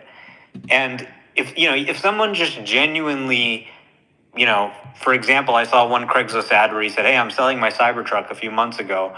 I got it, but my wife thinks it's really ugly," right? So if you just genuinely need to sell it because you're broke or your wife thinks it's ugly or you're going bankrupt or it doesn't fit in your garage or any legitimate reason, it seems a little bit harsh to sue someone because they're broke and need the money, right? I think we could all agree on that. It's really just these people who are trying to game the system, flip the Cybertruck, and why should they make $150,000 flipping it? Because supply is limited and Tesla only makes $100,000, right? So that's really what I feel like this clause is about. And I don't think it says we will sue you. It says we may sue you. We may do this or something like that. So I think it's really on a case-by-case basis for bad faith actors, not legitimate customers who may have a legitimate reason to sell it. Yeah. Wes, So what you Matthew, when there are people, I know you don't come here often, but when there are people raise their hands, give them a chance to speak. Wes has been waiting there patiently. Wes? Yeah, I think there's a couple different ways that Tesla is fighting this positively, and obviously that's making more cars. The truck is designed for high volume production, so they combat that with making more cars. And then the second thing is that if you have multiple reservations like me, all made roughly around the same time, they're only allowing you to configure one at a time. And so they're not letting people who have I know a couple people who have well over 100 reservations. So they're not letting that play out. So they're only doing one at a time. So they're combating it that way. And Omar's right. The language is not a definite. So it's not deterministic that they're going to sue you. And then on the other side, if you have this much money and you're willing to pay crazy amounts, everybody has their price, even people who have millions of dollars, have their price. So if they bought this truck and somebody comes and offers them a price where they're willing to sell, obviously they're going to sell it. And these people will also pay the fine that Tesla, implements on them. So there's nothing that's going to really stop this from happening. So Tesla is only going to be in the wrong if they decide to sue somebody. Anyway, it's my 2 cents. Yeah, it seems the PR cost would be much higher than a few Cybertrucks we sold. And creating, like Omar said, some buzz around how valuable this product is. Just so it shows it's way underpriced. Yeah. Hey, Freddie, I know you track order rates. Are you seeing any new developments on the sexy products? Do you expect a price increase on March 1, Friday? And if there's a price increase, do you expect some inventory discounts along with it? Maybe not at the same time, but a couple weeks later for the quarter end? My data doesn't show a huge increase in orders. Yeah. It's about level. Is that true for all models? So the data I get shows it all together, ex Cybertruck, and it's all aggregated together. I think that their sample size isn't good enough to divvy it up. Yeah, that makes sense.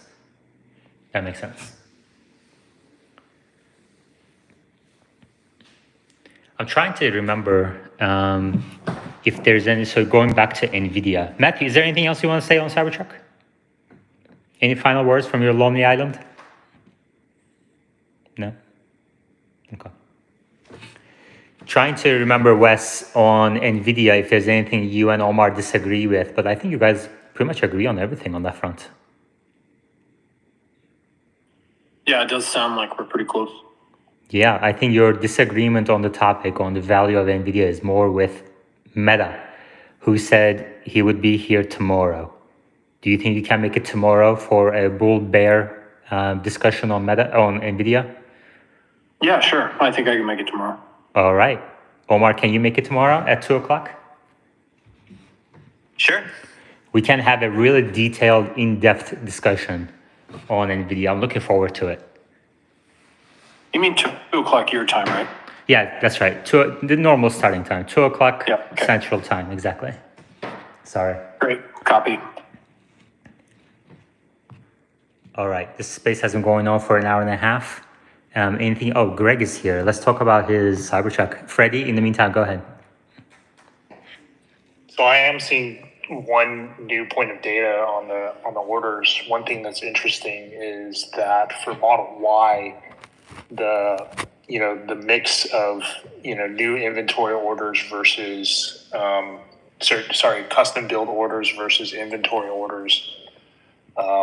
Right now, I'm seeing 80 to 90% of orders are from inventory. Really? That's surprising to me. Like, although new inventory prices are better, I didn't realize maybe the popularity of new inventory page has increased. Maybe the popularity of new inventory page has increased. Model 3 is down to almost zero, given that there's a switch over to the revised version, but Model Y is very high. So the inventory units are a few $1,000s cheaper, and I actually configured through the custom order page. And as you now get to the end of that flow, it says, hey, here's a matching Model Y that's right near you. Would you like to select this one? Available for immediate delivery. So they just automatically, even through the custom flow, take you into an available inventory unit. Maybe that's what's happening. Is that Tesla's actively pushing people to their pre-built inventory. Right, yeah. Okay, thank you for letting us know. Omar, did you have something else to add? Yeah, I was just going to say it's a really great experience for people who want to buy a car to buy it and be able to just pick it up right away that same week. So my aunt and uncle who bought the Model Y on Sunday, they're going to be taking delivery tomorrow. So less than a week turnaround from order to pickup. The other one, they're taking delivery on Saturday. So again, less than a week turnaround from order to delivery, which, not that long ago, people were waiting months. Now it's just instant gratification. Yes, and Tesla is delivering that instant gratification with only 10 days or so of inventory, as opposed to legacy dealerships that have 2, 3, 4, 5 months of inventory. All right, Greg, welcome. How are you? How is your Cybertruck? Holy heck. OMFG, my guy. I love it. Yeah. Let's see. How was the delivery process like for you? Okay. Yeah. So, my delivery was quite unique. My leading up to delivery, I don't have the VIN that I had posted on the internet. I have a completely different truck. My original VIN that I was provided was misrouted, and they got me a different truck, and I took delivery Sunday. I'll probably do like a vlog style thing and like share all about leading up to it. But yeah, I mean, it was just an error, and it was a cool delivery experience. It was fairly low key. They brought me in an hour before they opened to make sure it's private, and just me and who I brought, which was awesome. It was just me, Kylie, and my brother Mike, and my family still didn't know. It was really fun pulling up and going to dinner that night, and my mom being like, oh my gosh, one of those triangle trucks is here. And then my mom going, oh my gosh, it's Greg. What the heck? And she freaked out because nobody knew. No one in my family knew. So it was really, really sweet to be able to pull that surprise off. And it's cool to see others also take their delivery and share what they've decided to do with theirs and their surprises and their experiences. But it was a pretty low key delivery experience. They gave me all the time in the world to like play with it and stuff. And as you can see, thanks for pinning the post. I got up on the roof of it against guidance and suggestion from others, but it did okay. I weigh 210. I'm 6'3", 6'4", and it had a little flex to it, but we quickly snapped the shot and I got the crap off of there, and I won't do that ever again.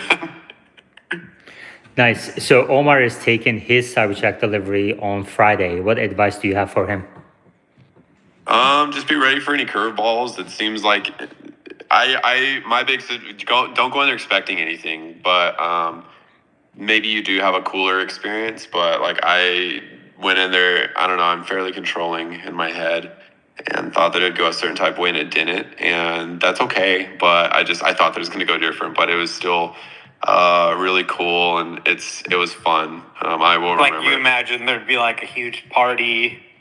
I like thought there'd be confetti. strippers and Elon and like all the drugs that the media says that he does and stuff, and like there was just confetti and clapping, and that like that's fine too. But where are the strippers and cocaine? They brought confetti for you? They did bring confetti, yes. Wow. I mean, it seems like cool. some of them, the delivery centers put on kind of a show, but I think that's Yeah. kind of on a delivery center by delivery center basis what they choose to do. And that's why I'm saying, like, don't expect anything, because, like, Mesa may be different from even Scottsdale versus Glendale, like, much less Mesa versus Sunnyvale or wherever you're getting yours. But they did confetti, and then they actually gave me a backpack with some swag in it. I think basically as, like, an apology for screwing it up. It was horrendous. I showed up on Monday to, like, check on the status of the truck, and I am standing in the showroom, and the first delivery guy showed so kind. I was a bit of an asshole. I was like, that's supposed to be me. And I was like, you fucking idiot, Greg. Why would you say that? Like, golly. But I knew that I was supposed to be first. It was a whole thing. And it wasn't, but it's okay. Like, it's all behind, and that doesn't matter. So just like enjoy the day as it goes and be fluid. You're a very fluid, chill dude, Omar. Like, I've met you briefly and spent some time with you, and like, there's just jazz hands, man. You're just chilling, bro. So I'm sure you'll have an awesome experience, and I'm glad you're finally getting it. Like, dude, the hoops, And honestly, I don't really mind if they have confetti or anything like that. I just want to get the truck and get out of there. So that's where I was at too. After having a truck go the wrong place and stuff, but like, just give it. Like, can I go? I will show up. What coffee do you want? What, medium roast, black? Like, how do you like it? I will. 9 a.m. I'll take it dirty. I don't care. Like, how do we just get me off this ride?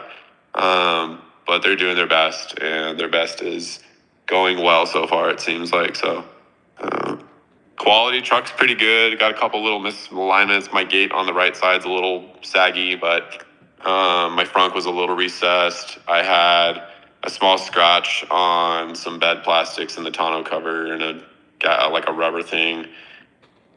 I fine-tooth combed it and looked for the stuff and kind of knew what to look for, just seeing what others have gone through. And that's cool about being not the first altogether, is like, then you kind of know what to expect. But largely, the truck runs flawlessly. I've had no functional issues, knock on wood. Everything's been great.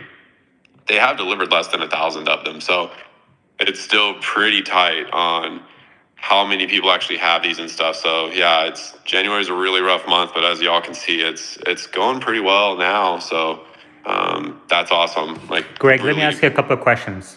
Yeah. Let's now that you brought up production, let me just ask you, what do you think is the production rate right now, Giga Texas? I'd say that they're bursting around 80, but if you average it out, it's still probably 40 to 50. Okay. Go ahead. I'm sorry. What? Sorry, I was going to change topics. No, yeah, for sure. Like, what you'll see is like these large piles of trucks show up, and then they work through like some quality control things. So that's where they burst out and they shoot for these 80s, and then they have like half of them that actually leave that same day or whatnot.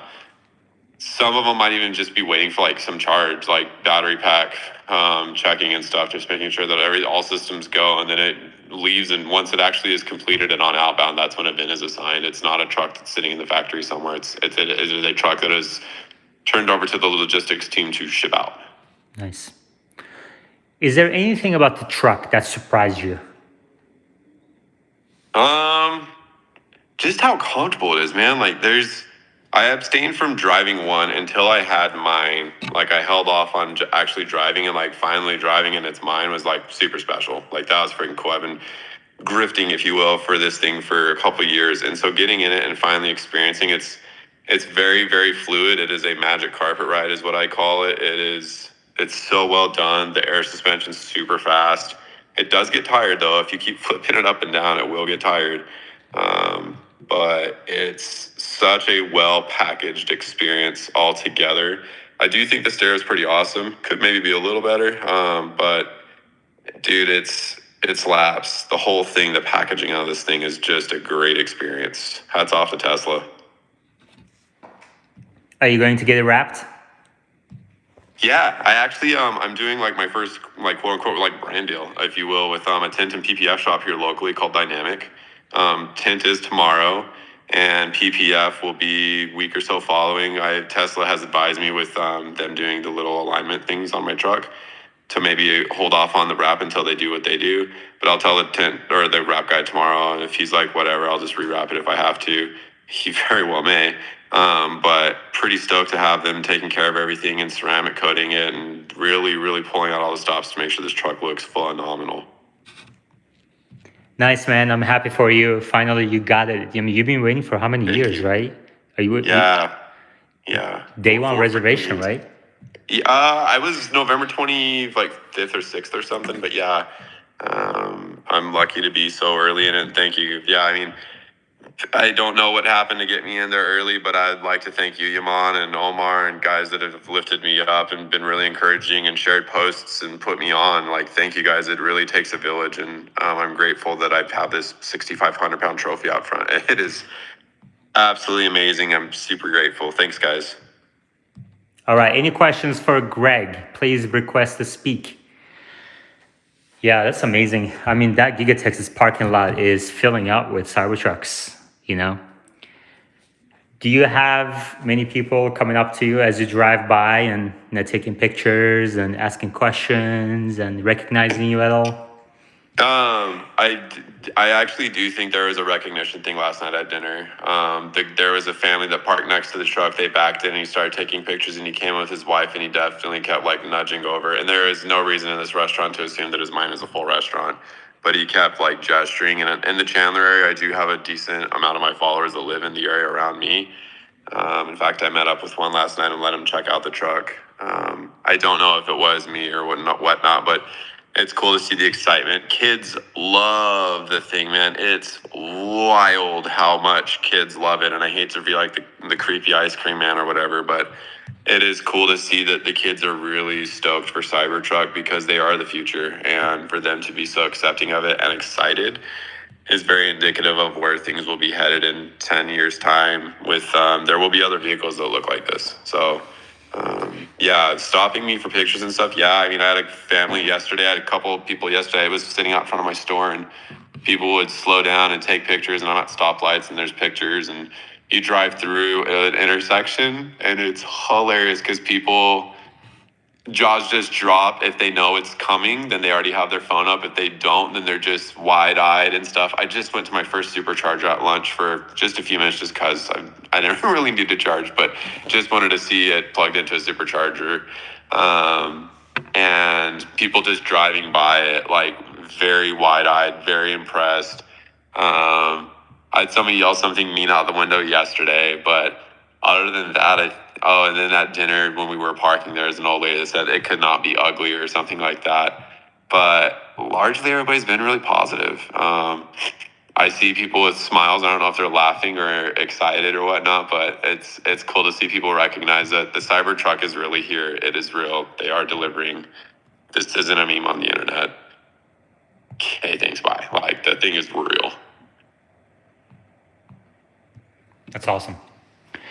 Maybe you and Omar can get together and race them.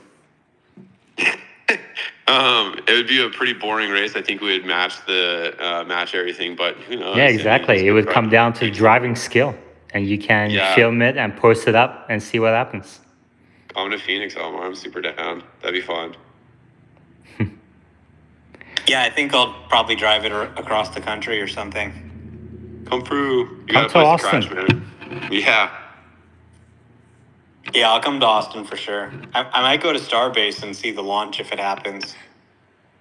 When's that supposed to happen? I think like next week or some shit, March 8th. All right, well, let me know. Any questions, comments? Please request to speak. The space has been going on for almost 3 hours. I'm sorry, 2 hours. I can't do math. So tomorrow, did I say tomorrow or Friday for the Nvidia chat? You said tomorrow. Okay, tomorrow. Tomorrow at 2 o'clock Central, same time, we're going to have an in-depth discussion on NVIDIA with Omar and Wes as the NVIDIA bulls and Meta as the skeptical and me. So maybe we'll have some coffee bets. Wes? A question for Greg, and congratulations, Greg. You might be the most excited person, I think, that I've ever heard of for a Cybertruck outside of me. So congrats, man. Thanks, man. Very much. And I'm wondering, when you use the display on Cybertruck, do you notice any difference from any other Tesla you've ever been in? Yeah, so like responsiveness is, I would say, industry leading. Like I've not been in Lamborghinis and stuff and played with displays to this extent. Obviously, I haven't owned a Lamborghini, but it's very, very, very responsive. The display is a 4K 120 hertz panel. So as far as the actual speed and resolution, it is glorious. It's beautiful. It's very bright. I hate fingerprints, so I can't wait for tint for that. It's pretty annoying this morning, but the display is incredible. It's just the way that they executed on the user interface too is really good.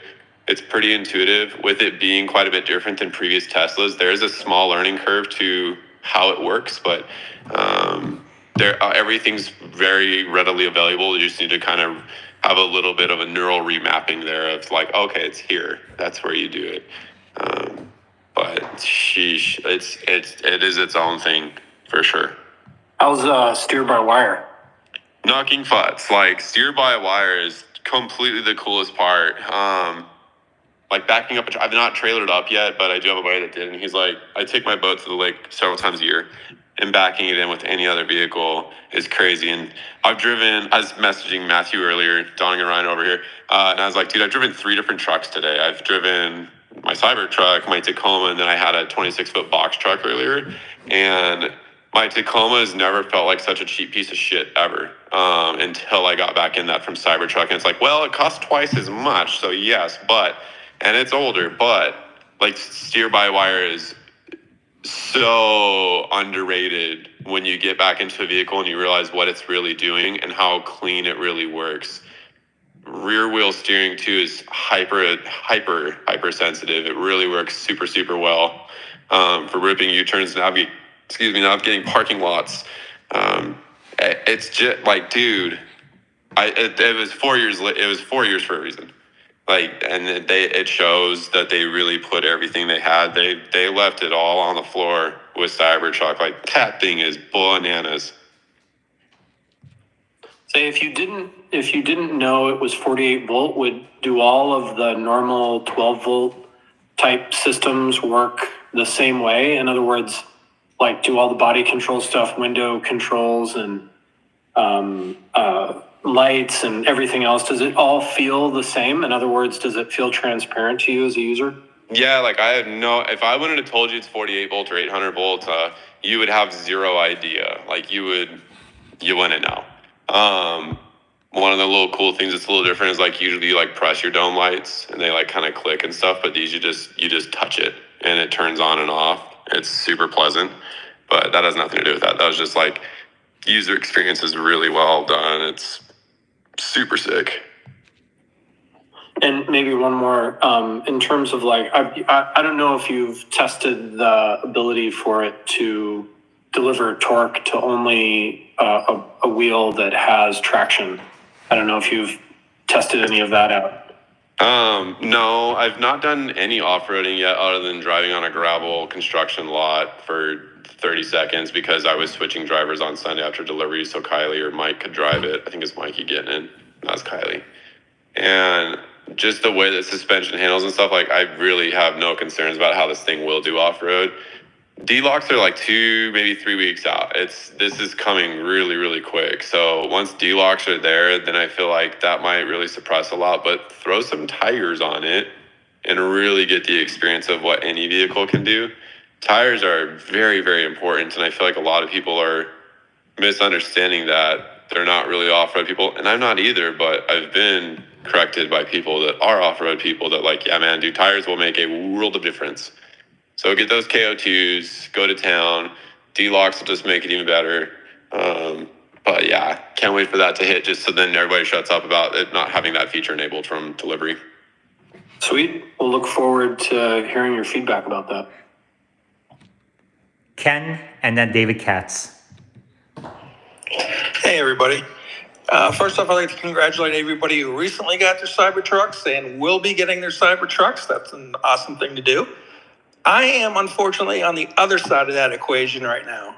I have received my Cybertruck order build email yesterday night, but I want to wait until the prices come down, so I'm not really interested in the Foundation series, but I've never heard anybody say, I don't want to cancel the order, I just want to delay it. But I don't see anything in the email saying, hey, if you don't want it, push this button and you're still in line, you can get the next series through. How do you tell Tesla that you're not interested in the Foundation series, but still want to be in line?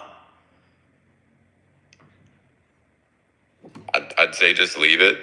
I've not heard any official communication either of like what you do, but I think you just do nothing and they get the message and you're not out of line. They'll work through, and those of us that did configure are now out of that line, so the line starts back up after Foundation series is done. We really don't know how they'll handle it. Everybody thought it was going to be 1,000 Foundation series. It's not. I didn't even expect a Foundation series like this, but here we are. So I would say just leave it, man, and kind of risk it for the biscuit there. But I also would not be surprised if they actually raise the price of the Cybertruck. What I bet may happen here is the Cybertruck Foundation series will run its course, and then they will actually up the price of all the Cybertrucks a little bit to then soak that demand up of, oh no, I'm going to miss out, and then have people that go for that. And like, dude, there's no shortage of demand. Just because you do or do not qualify for the IRA, like whatever, Tesla can sell the one sold for $250,000 today, an all-wheel drive Foundation series Cybertruck for $250,000 on a dealer auction, man. Like this. These are the guys buying it to sell. So it will hypothetically should, and in theory, sell for even more than that. So like there's no shortage. So if you do want a Cybertruck in the next 18 months, man, you might want to pony up the 20 bands and call it a day. Otherwise, you might be spending a lot more than $20,000 or $27,500, depending on how you look at it, or more. But it's a foggy pasture right now, man. Tough to say. Right. David Katz. Congratulations. Just a quick comment. You mentioned that Toyota Taco. There's versions of that have $16,000 dealer markup on them now. I saw an invoice for $77,000 on a Toyota Tacoma. It's close to Cybertruck range without the Foundation. And, buying from anyone that isn't Legacy Auto, at least you have a straightforward price, and congratulations. Thank you, David. Thank you, Greg. Thank you, Ken. Any other questions or comments for Greg while we have him after, 24 hours? Or no, 72 hours with their Cybertruck. Yeah, who's counting 76? Man, time flies. Any other questions, comments? Please request to speak. Otherwise, we're going to call it a day. Going once, going twice. All right. Tomorrow, I'm looking forward to the Nvidia discussion. Homework for everybody who wants to participate or listen. Go watch the last episode that got published on my YouTube channel. that would be episode 25. Yesterday, we had a really in-depth, comprehensive discussion, and Wes was invaluable in that discussion. We looked through lots of chip discussions and ideas and ups and downs and opportunities and threats for Nvidia, Microsoft, Amazon, Google. And tomorrow is going to be the showdown between two bulls and two bears. Thank you very much, everybody, and I'll talk to you tomorrow. Bye-bye.